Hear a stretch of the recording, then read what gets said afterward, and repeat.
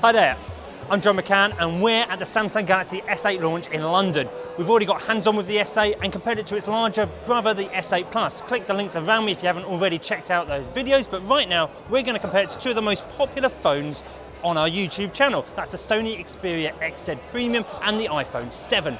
Now we're going to take you through the specs, the key features and which one is best bang for your buck. So let's find out how they compare.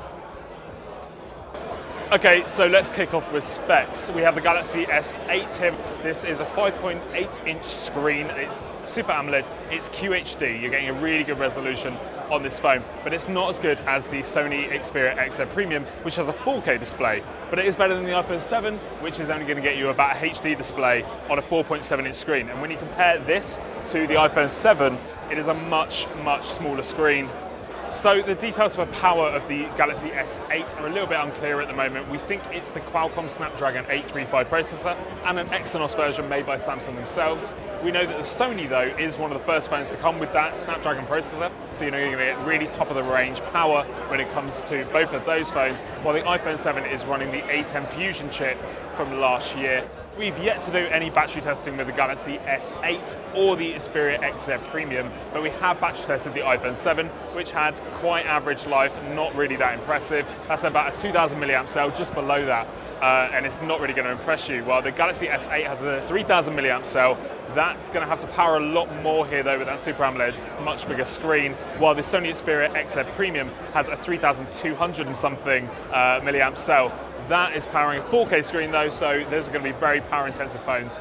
So we called the Galaxy S7 our best camera phone of 2016, and the same camera sensor is inside the Galaxy S8. It looks very similar at the moment, but that's not really a big problem considering we loved that camera. The iPhone 7 comes with a 12 megapixel sensor, the same as the Galaxy S8, and it also gets you some great images, while the Sony has a 19 megapixel camera. We haven't done much testing with that yet though, so we're going to have to wait and see for that one.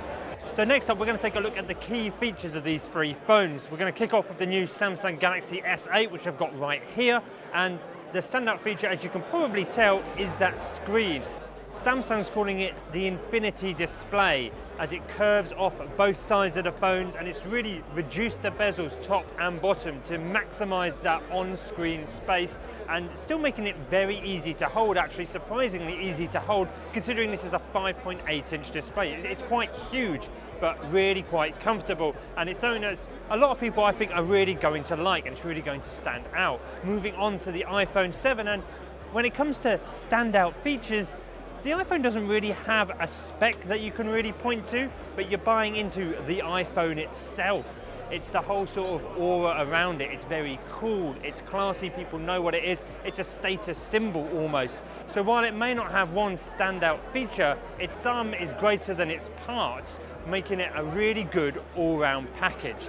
So finally, moving on to the Sony Xperia XZ Premium, and that phone's standout feature is its 4K display. It's one of only very few phones on the market to have a 4K display. The new Samsung is a QHD screen, so sort of around 2K. So Sony's really pushing the boundaries. That makes it great for VR.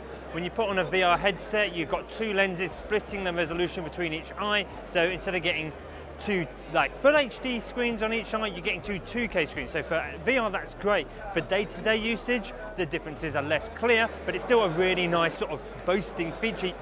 So it's clear to see that all three of these phones are actually really, really good phones. The one that you'll choose is the one that's going to suit your needs. Do you want an incredibly high definition display for lots of VR stuff? If so, you'll want to check out the Sony. Do you want an all-round good looking, premium and iconic stylish phone?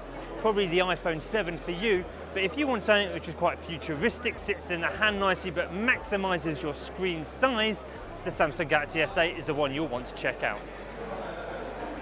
Right, so let's talk about the bang for the buck you're going to get with these phones. So we'll start with the Galaxy S8. Now the problem I've got with these three phones, I only know the price of one of them. That's the iPhone 7, that starts north of £500. The Galaxy S8 we're thinking is going to begin around $599. If we're going to put a finger in the air and guess, that is quite expensive, but you are getting 64 gigabytes of storage in there, the latest processors, the top end of everything, which is great.